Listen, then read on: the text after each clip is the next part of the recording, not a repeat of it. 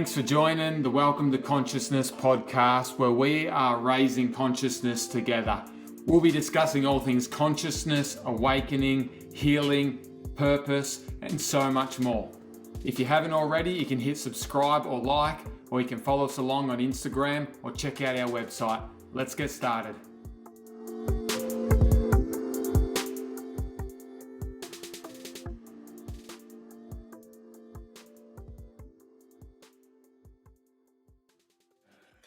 Well, g'day there, and thanks for listening in to Welcome to Consciousness. I'm here with my next guest, Gissell, all the way from the US. Thanks for joining us here, Gissell. Absolutely. Happy to be here. And me and Gissell have got to know each other over the past year. We did our coaching certification together with the Dharma Coaching Institute. And I just want to tell you a bit more about her before we kick off the conversation. So Gissell, like I said, is a life and soul purpose coach, and she helps unfulfilled professionals find their life purpose. She uses her holistic training and intuitive insight to connect people to their heart's desire and heal stories that keep them stuck. She helps people rewire and reframe beliefs that allow them to love and believe in themselves deeply so they can step into their power with confidence and create a conscious life that inspires.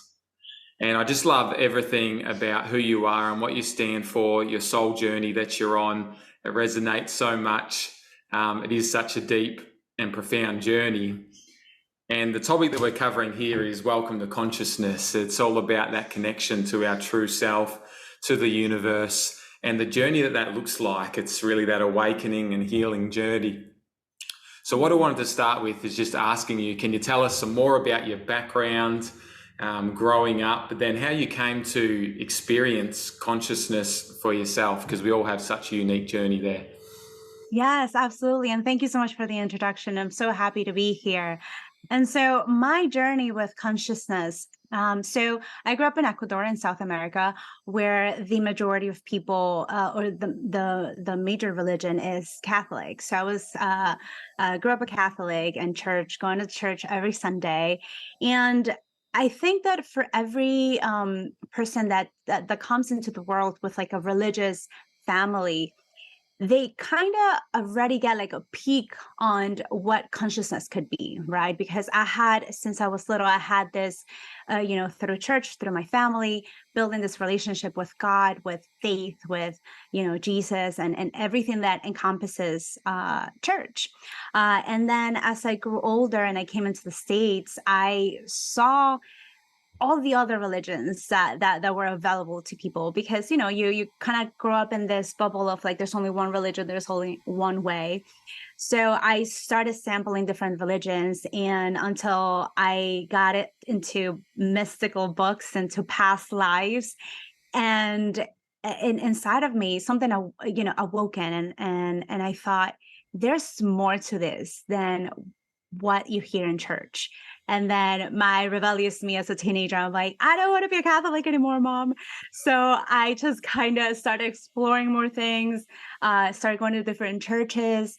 And in the back of my head, I always kept that whole, past lives, reincarnation. So our souls are really infinite and divine. We don't just die and then we go get stored somewhere. There's more infinite and divinity to us. And that stayed in the back of my mind. And, as I grew older in my 20s, that kind of got put away, but I still read on all this mystical, esoteric type of concepts. And it wasn't until my 30s that I really had my awakening, and how I sort of started experiencing consciousness was out of the blue. And I think for most people, it happens this way, where it was a regular night and I had a small argument with my partner, which it was just very mild. It wasn't anything crazy. But there was a moment where at night I zoomed out. It was almost like I was observing my ego and my own consciousness. And I was telling myself, well, you can react and continue that discussion and argue for no reason, or you can just be at peace and let it go. And that moment for me was so huge, because I met the consciousness inside of me. So that sort of stirred everything up for me, where I was like, okay, what was that? who was that? What is this all connected to? So then that for me was catapulted me into studying more, listening to more podcasts about souls, about the creation, where everything comes from, where there's a lot of different truths, so nobody really knows. There's not just one truth, right? And from there, I started experiencing me as part of a whole, as part of the consciousness, and how I can have the choice to either react from my ego, my personality, or that consciousness that connects us all. And that was just me in a nutshell as far as like my spiritual path, I guess.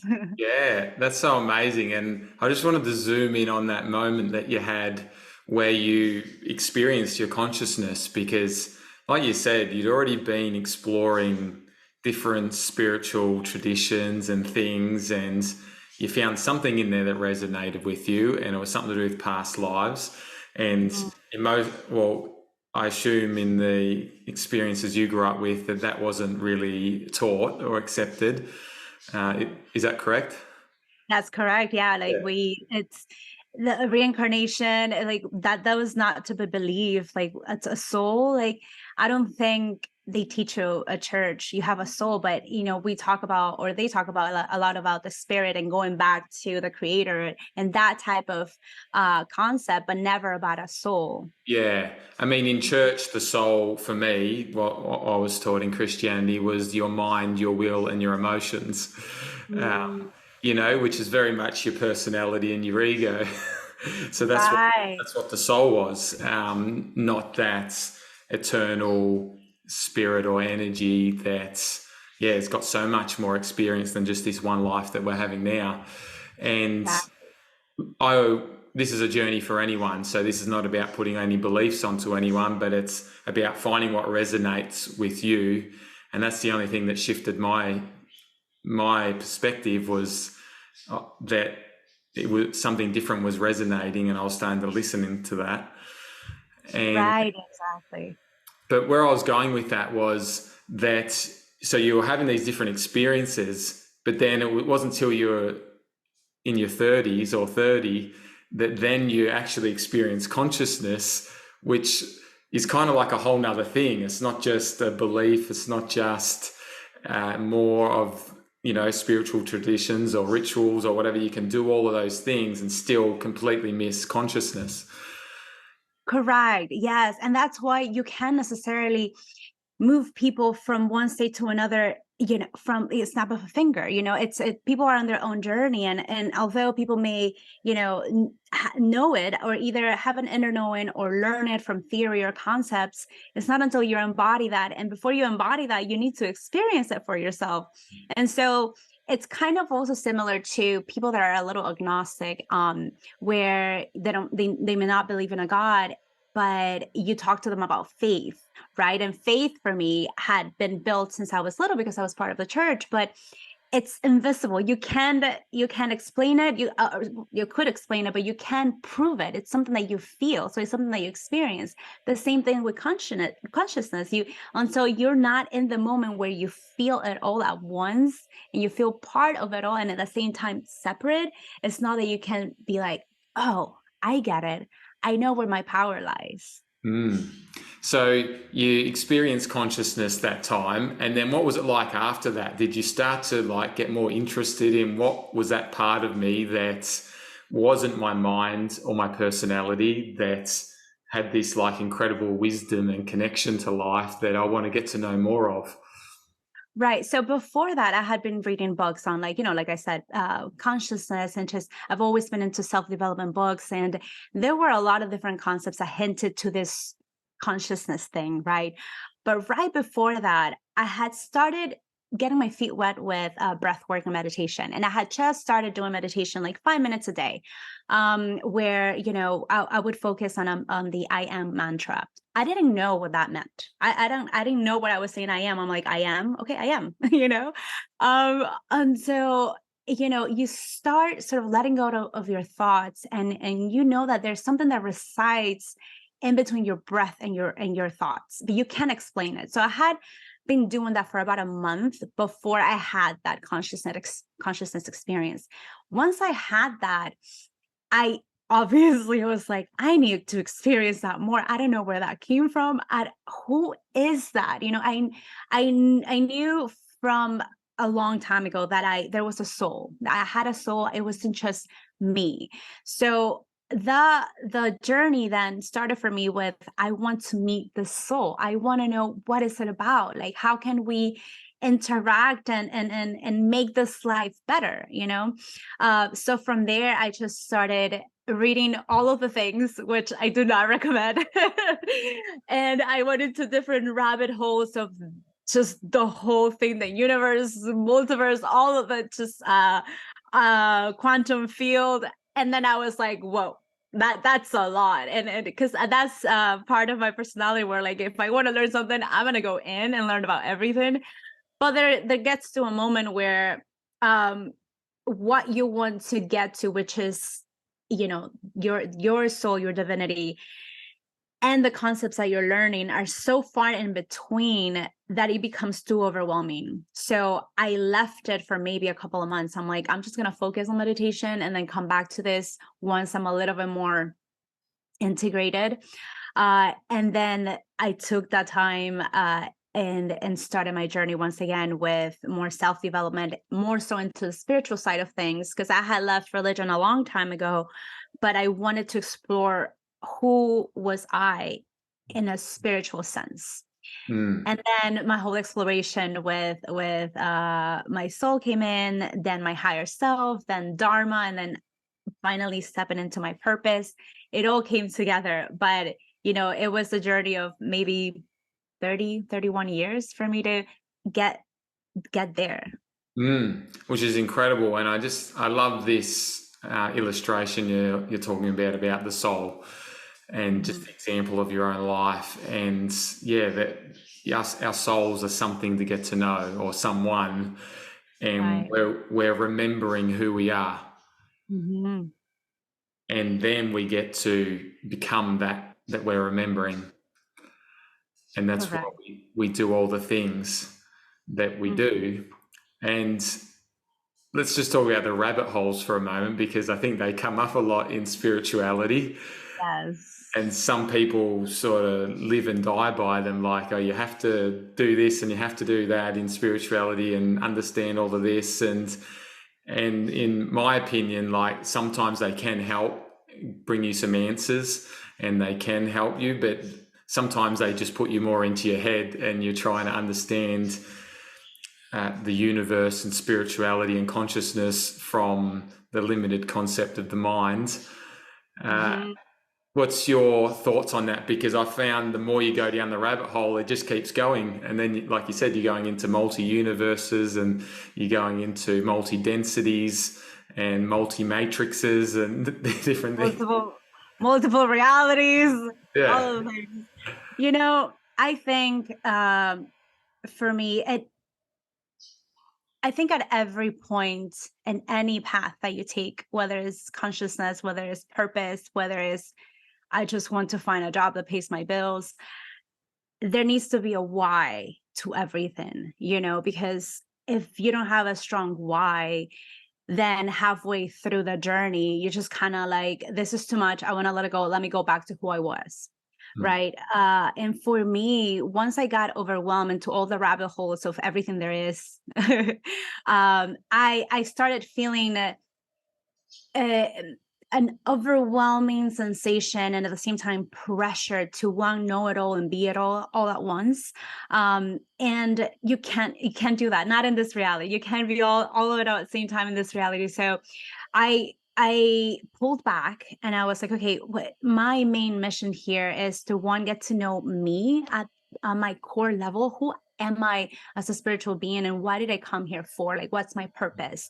So I pulled it back all the way to make sure that how I'm getting to know myself and the journey that I'm embarking on, the ultimate result is knowing what my purpose is. And but I also realized that in this human experience, I couldn't make it that serious. I couldn't make it that black and white. So I made sure that I experienced myself through it all, because, one thing that maybe you and I can agree on, growing up in a religious background in a household, is that when we were growing up, if at least for me, my experience, once looking in, it's almost like you're living and working in a box, right? Where you don't feel all of your power, all of your empowerment, all of your talents, because there's somebody watching, you know? And if you sin, you can't just be a great person.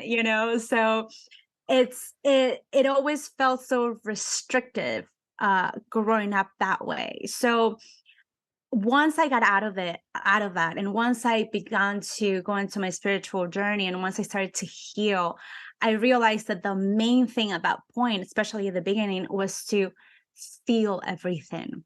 Because I realized that I hadn't allowed myself to feel. And I think that for most people, most humans, that's where the problem resides, that we don't allow ourselves to be in that spectrum of experience, whether it's bad, whether it's good.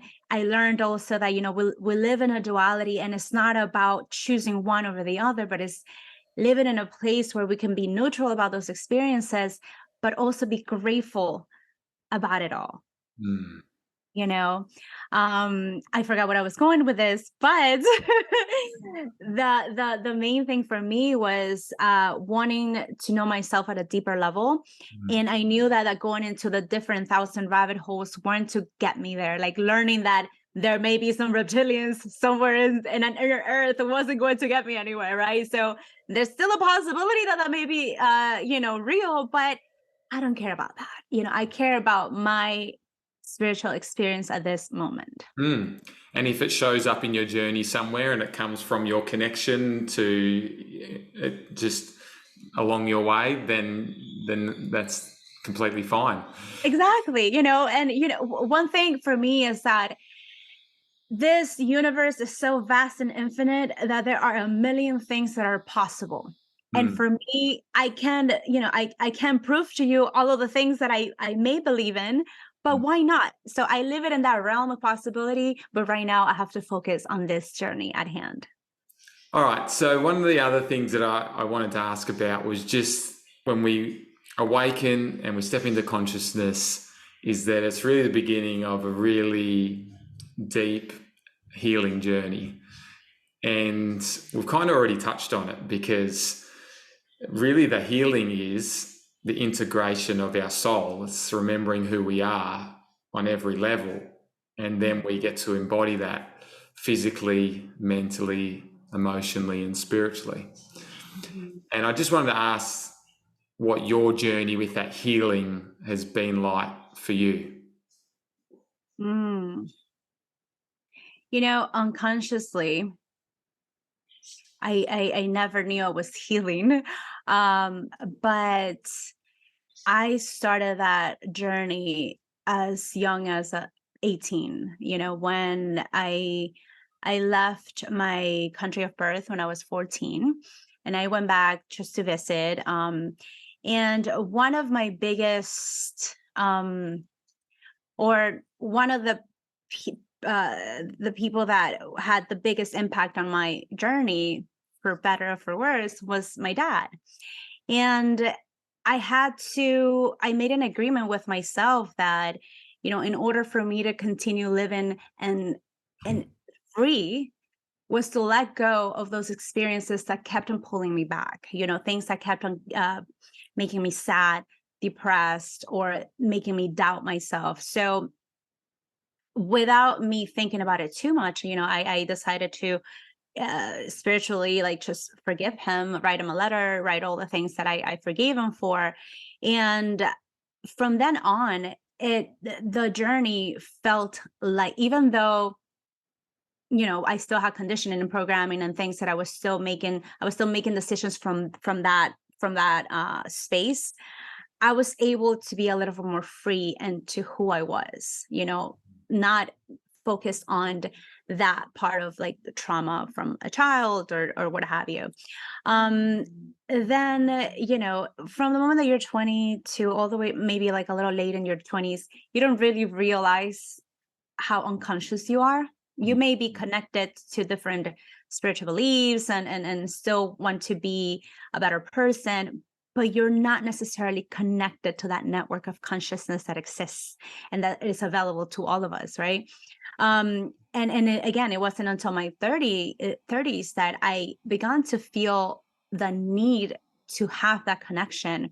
And the main major event for me that sort of pushed that journey for me was not feeling that I was in the right path. I was in a job that I loved, a company that I loved, but I kept feeling restless. Something deep into my soul said, "You're not in the right place." I was anxious every day because it's not what I wanted to do. And finally, all the things aligned for me to quit and just create my own business with the intention of figuring out or exploring what my mission on this earth was. Mm. So thankfully, I had everything in line for me to do just that. And once I went into embarked on that journey, that's when I started experiencing myself a little bit more for who I was, independent of all of the things that had gotten me to the point where I was, which was a job that wasn't resonating with me anymore. Mm. And once I stepped away from that something that was keeping me from being more, is when I started exploring all the different things that I could be. So I went into all the things, trying to explore me at different levels, different areas, until I got into life coaching, which it had been in my orbit for a minute, but I had not taken the opportunity for me to explore it until 2 years ago. Mm. We're taking a quick break because I want to let you know that I'm looking for some big dreamers who either feel disconnected from or stuck in their big dream to take all their power back, to thrive in every area of their life and create everything that they dream of. It doesn't matter how big the obstacles are or how impossible it seems. If you've got a big dream, whether it's for your business, your career, your health, your relationships, or to make a big impact in the world, or all of the above, I'm telling you, if you feel it somewhere inside, it's absolutely possible. The universe wouldn't put that inside of you if it wasn't, and I'd love to help you get there. If this resonates with you, please reach out through Instagram or my website. I'd love to meet you, hear about your dreams and your challenges, and see what's possible together. And now we'll return back to the show. So while you've talked about that part of your journey, let's go into what are like all the changes that have happened in your life. Does your life look different since really going on this journey? Obviously, work and purpose is such a big part of that. What are the changes that it's made? All the changes. Wow. Since I had my big awakening back in 2018, it felt a little slow. All the different things that I changed about me, how I learned about my ego, how I try to come from a place of response rather than reaction. Those were the first sort of layers of me figuring out how my trauma was the one responding to life rather than myself at a conscious level. So those were the first maybe 2-3 years after my awakening. After that, and I think we read the same book, A New Earth by Eckhart Tolle. Hmm. After I read that book, everything came full circle for me. And a couple other books that I read and just kept exploring. But after that, everything became so much more accelerated in the way that I was learning about myself and the world. And I can tell you that who I am on a monthly basis changes in the sense of like, I'm able to let go so much easier and so much faster than myself a year ago, right? But one of the main things for me that happened out of receiving and experiencing consciousness was that I am not one identity. we don't have to attach ourselves to this personality that we're born with or even create, because it's all an illusion. It's just the ego. So it's just a personality. So who we are behind that, who's the soul, the higher self, is the one that could take control of that. So I'm constantly trying to sort of improve how I'm interacting with that, with myself and with the world. Mm. So the main things would be learning from a space of the experiences that happened to me, and the effects that had on my life, as far as like my personality. Like, I'm talking about childhood traumas and how that became a behavior, mindset, perspectives that I found the origin of, heal that part, or accepted it, released it, and decided who I was going to become after I released that. Mm. So, things that might have made me fearful to act on my purpose, I've been able to accelerate that process and and have the courage and just go for it. Mm. Right. Whereas before it would have taken me, I don't know, 2 years to act on things that I wanted to do. Mm. Other things, like I've said a couple of times, responding rather than reacting to everything.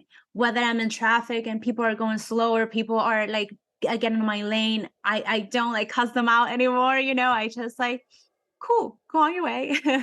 Or just like people in the world and how I see the world, like just everything from plants to people of any walks, to just inanimate objects, to any experience. I just see everything as a part of the whole. And it brings so much more joy to know that there's a bigger reason to everything. There's a higher intelligence that connects it all together, and we are all okay. You Mm. know, and the bigger thing for me that happened after that is peace. I've been able to feel a kind of peace that I don't think I've felt in my whole life. Mm. And not just the peace where you're just like Zen and you're Buddha, or a yogi, but the type of peace that I can experience everywhere, whether I'm in the middle of, having maybe anxiety, because we still get anxiety, right? Even though you experience all the consciousness in the world, you can still feel anxiety, you can still panic at times, but that knowing that I am supported beyond my imagination is still there, and I constantly connect to that, and not just knowing, but the feeling Mm. that you integrate in your body, that supports you no matter who you are, what you're doing, what your mission is. You are supported no matter what. Mm. That has catapulted my experience as a human being, as a woman, as a person, just 100 times in this life. Mm. And one of the things that you've brought up a couple of times now is feeling, is Hmm. allowing yourself to feel. And I feel like that is such a big shift that happens when you open up to consciousness. Whereas Hmm. before that, it's very easy to push the feelings out and to even view them as kind of a problem or something to not take serious. But then it's often the very opposite. Our feelings are pointing us to so much within us. What Yeah. what is your experience with learning to feel more and experience life on an emotional level been like? Before I get to that, part of the things that you asked me is like the things that I learned throughout my journey, and different texts and different books that I read kept on pointing to that feeling part. And sometimes you have to see it a bunch of times before you actually, the light bulb goes on and you're like, oh, I know what they're talking about.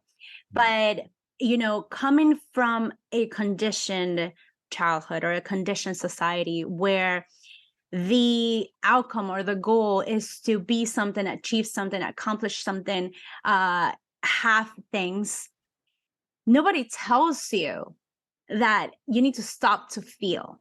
Mm. And especially if you grow up in a household or you have parents that unfortunately were unconscious in how they raised you. And I'm not shading anybody for this. It's just we are at the level that we are when we have kids and we will raise them. But especially in my culture, it was like, if you were crying, it's like, stop crying, or like, don't feel like that, or like, feel this way over that, like, why would you feel that, rather than helping us explore that emotion or feeling. So Mm, we are basically conditioned from childhood we don't have time to feel.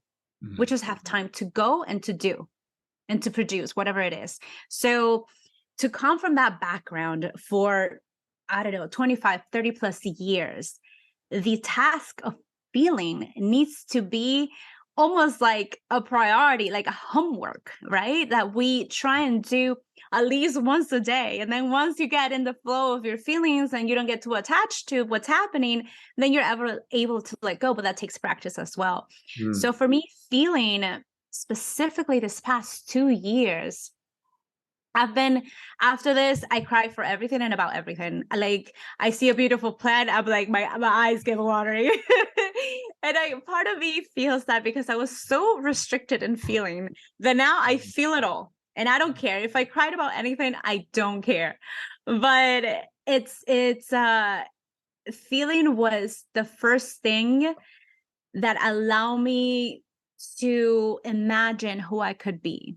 mm, Because before that, when you don't allow yourself to feel, you don't know that you're actually fearful of mm, your own power.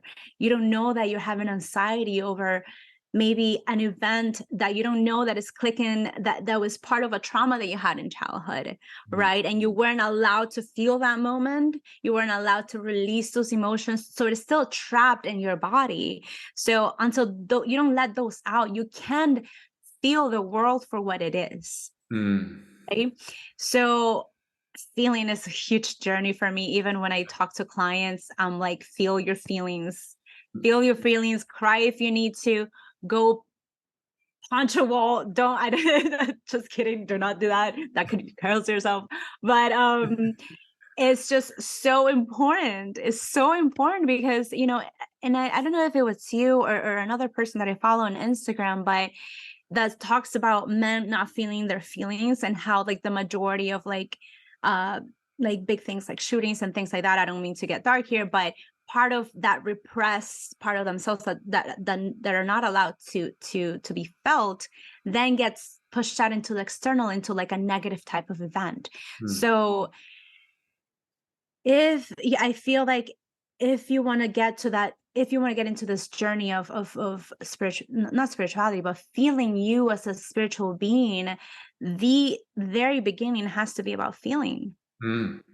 Yeah, it's so big and big topic, like with men feeling their Yeah. feelings. It's so real. I think, yeah, us men in general aren't good at feeling our feelings. We have shut them off and suppressed them so much.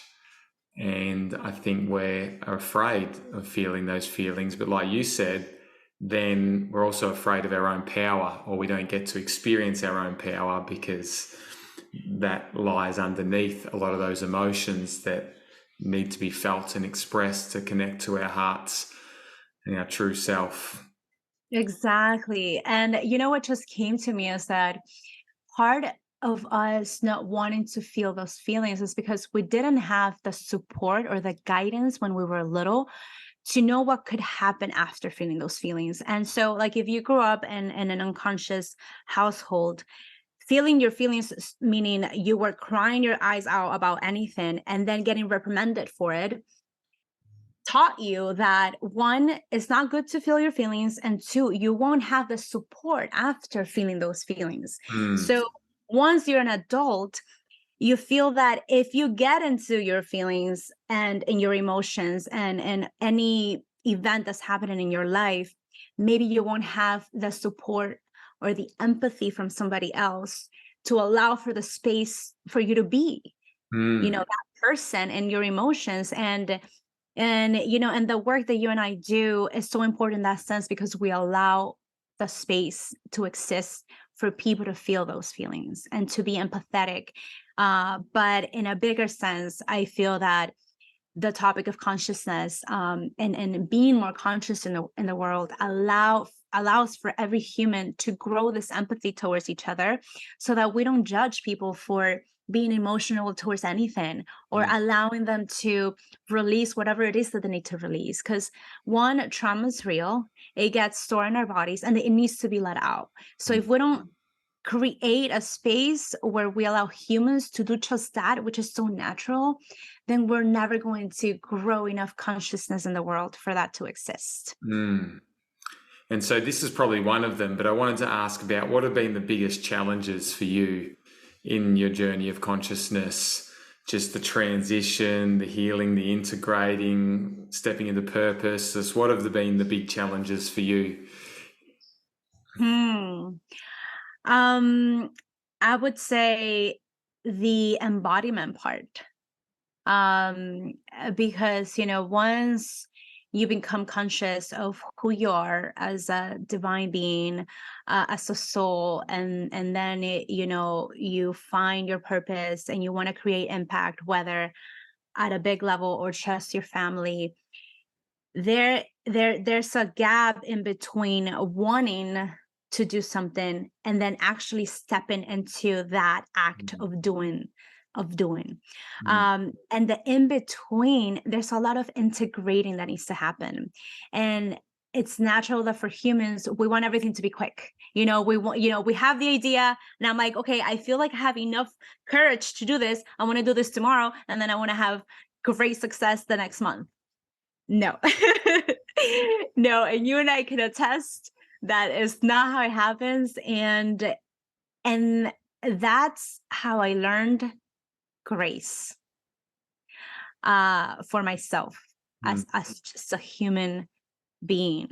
Because the integrating aspect of all of who you are and everything that you're letting go mm, cannot happen overnight. And as much as I felt the potential of my power, um, as who I wanted to be, I couldn't activate it the day after. mm, It took months. It took maybe after realizing my power, after having gone through some healing, it took maybe 6 months for me to have different modalities applied to me, like Reiki, energy healing, meditation, for me to actually let go. And it wasn't until, we're talking about feeling, it wasn't until last year that I felt it all, mm, felt every layer of my emotions, and my intuition just told me, you are where you are right now. You need to be here, and you need to release and allow for that release. mm, And so I was like, okay, I can go as fast as I would want to, but I know that this is going to help me, not just me, but the people that I'm meant to help after this. mm, Because once you grow the wisdom of how integration, embodiment, empowerment works, then you're able to be a little bit more of service to those looking for the same things. mm. And that's where the real confidence comes in Mhm. being, and the wholeness comes. And then it's like, all right, there's not me having my conscious journey or spiritual journey over here and then living my life over here. It's Yeah, like the embodiments when it all comes together. And we're like, all right, I am who I am and I'm living it. It maybe I show up, for different reasons in different places, but I am who I am and I'm confident in being that person. exactly. So I wanted to ask you about, like, where has all this led you in terms of your passion? You've talked about your life coaching. And so just tell us about your conscious business in that way and what you like to do and who you help. And I read a bit in your bio, but just tell us a bit more. Yes, absolutely. Well, I mean, I think for a lot of people getting into the life coaching industry, we all are able to teach from our own experience, right? So for me, my whole journey, since I can remember, since I was little, I always felt like I had this big mission in the world. Mm, And I always felt multifaceted at the same time. Like I felt like I could be a singer, a performer, a super cool athlete, an artist, all of the things. So I never really knew. And and I didn't necessarily have somebody to look at who I really was, and look at my gifts and nurture those gifts. I guess I had many, Mm. but I was always in search for that something, for that big mission. And um I mean, I was reading self-development books at 9 years old. I don't know about four, and I don't know that I could understand them at the time, but I was very intrigued by these. And I know that people would see me read.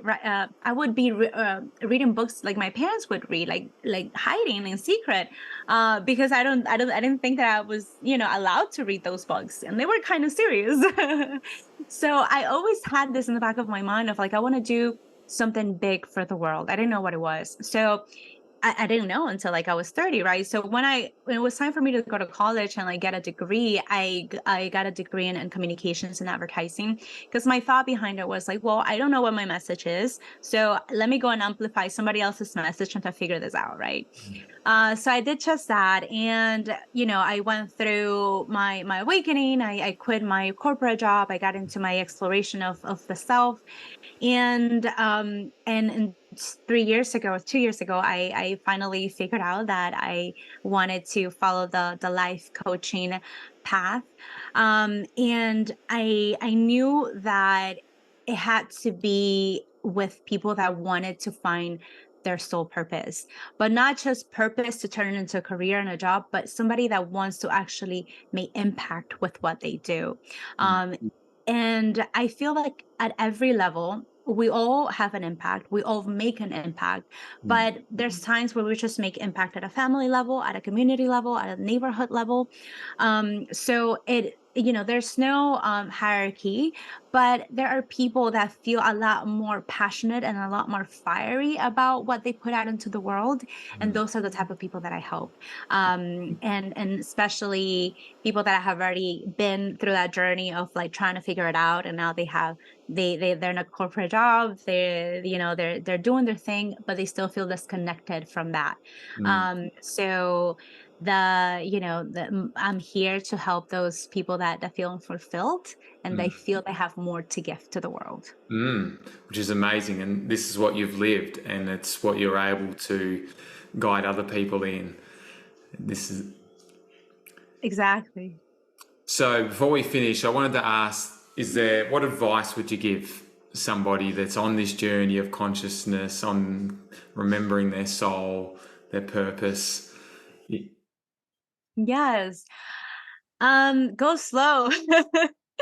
Don't try to learn everything all at once. And I would say, yeah, just from the get, try to nurture grace for you, for your path, because the more that you have grace for your own experience, then the more you'll have and exercise grace onto others. Mm. And from that point, I feel like you can you can grow compassion, you can grow empathy for yourself and then for others. Because I think, as selfish as it may sound, the path into consciousness, it has to start with a self discovery path.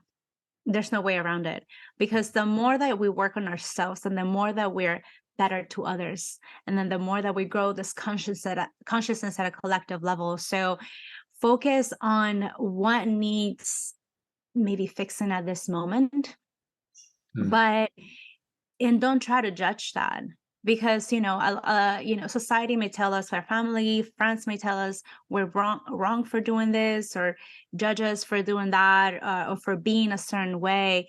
But until we don't awaken to the fact that who we are at this moment may not be who we're meant to be, because it's just a collection of all the conditioning that we have from our childhood. Once we're able to break away from that, there's so much more to each of us. So don't judge your journey, anybody else's journey. Focus on what needs fixing right now and try to grow from there. But know that life is to be experienced and is to be felt. Don't run away from your feelings, because they will catch up to you.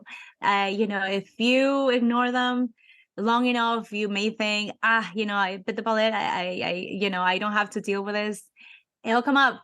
50, 60, 70 years old is going to come up. So do the work now, so you're able to feel freedom and peace at an earlier age. Mm.